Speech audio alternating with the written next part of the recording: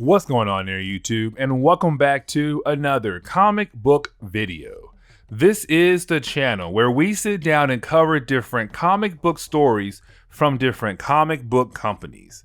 Today, we're going to jump back over to Marvel Comics and continue our coverage over the Age of Apocalypse storyline. Now, this time, guys, in part 6 of our series, we're going to cover Astonishing X-Men #1. And this is where Magneto basically gets everybody ready to go on different kinds of missions to help him get ready to bring back the original Marvel timeline.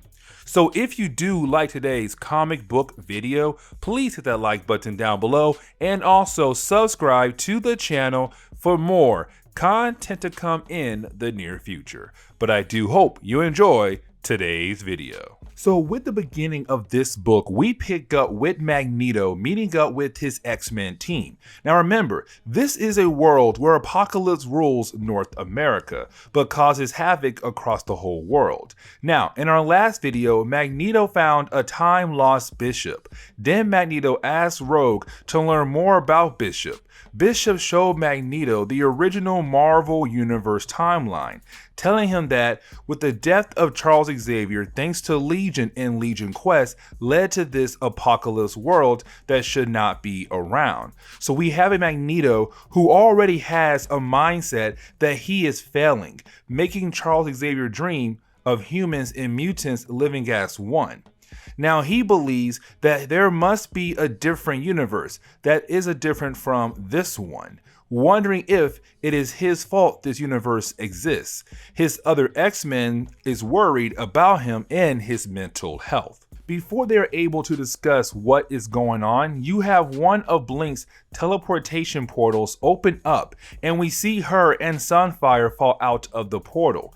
We see them in distress, and he doesn't have full control of his powers like his main Marvel Universe counterpart, that his flames can really do some damage if he doesn't have full control of his powers. So you have the X-Men use the combination of their powers to help calm him down so he is able to control his flames, to tell the X-Men why him and Blink seem like they had just escaped near death a moment ago. We see that with Blink leaving her portal open, it allows one of Apocalypse's men to walk through the portal, that person being Marco Delgado. Delgado, I know I just butchered that name, who has the ability to grow his body to a very large size. The only difference between him and his original Marvel Universe counterpart is that in this universe, he has a rock-skinned body thanks to someone playing with his genetics.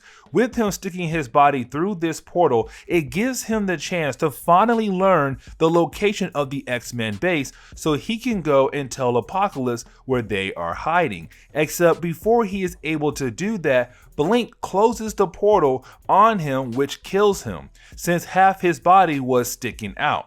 With him gone, you have Blink and Sunfire tell Magneto Apocalypse's big plan, which is to start the culling. Humans versus mutants. The strongest will survive, while the weak will die, which Magneto was hoping to prevent. This leads us to a character named Rex, who is basically a character who may have the ability to locate things. Honestly, this issue doesn't really shine a light on his powers. Just when he sees Apocalypse, he tells the big man that he was close to finding the X-Men base.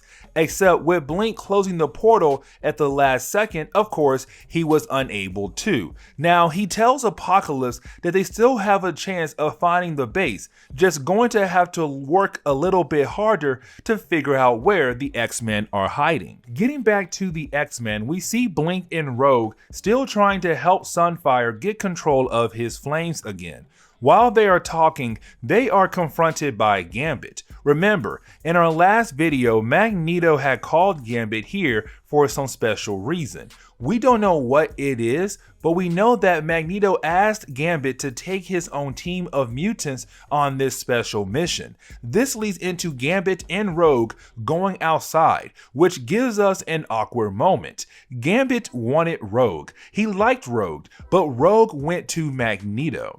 Gambit left for a while only to come back to find out that Magneto and Rogue have a child now. Question that is going around is, where did this child come from? Either way, we come to find out that Rogue actually liked Gambit, and there is a moment where it seems she may cheat on Magneto with Gambit, only for Blink to come out and stop that from happening by bringing out baby Charles, making Gambit leave and Rogue to take care of her baby. This leads us back over to Magneto, who is meeting up with Nightcrawler. Remember, in our last video, Magneto did not just call Gambit here for some special kind of mission. Magneto also asked Nightcrawler to find his mother Mystique, because he needs her help with something. We will learn about that in our next video. Now, with Magneto and the rest of the X-Men now knowing this world is not supposed to be around, you have Magneto mentioning that he will do anything to bring back a better world. Nightcrawler does question Magneto's idea to do it, since it would also erase everyone else's past, not just Magneto, but Magneto again brings up the fact that it would be better for the world if he brings Charles Xavier back to life. To begin to wrap up this section, we see that Rogue, Sabretooth, Wildchild, Sunfire are going on a mission to stop the Colon, the beginning of the mutant and human war. Their idea of stopping this, or at least slowing it down, is to stop the son of Apocalypse, Holocaust. Now it seems that Magneto is going, but we see that it is actually Morph just playing around pretending to be Magneto, but he's also going too. This is the X-Men going in and hoping to stop the war. So this is going to lead into two different X-Men teams, one being led by Rogue while the other is being led by Magneto. The last page closes on Quicksilver being confronted by Bishop. Bishop is wondering why Rogue's X-Men team is going to try to fight against the forces of Apocalypse when it is going to be a losing battle. And you have Quicksilver really flip the script to ask the question why Bishop is the only one who remembers the old Marvel universe and no one else, which is going to be a question that we're going to have for the next few videos. But this is where we are going to end today's video. So please hit that like button down below and also subscribe to the channel for more content to come in the near future. Also, any suggestions on books I should read, well, please let me know in the comments below, because you never know, your suggestion could be a future video down the road. But I do hope you enjoy today's video.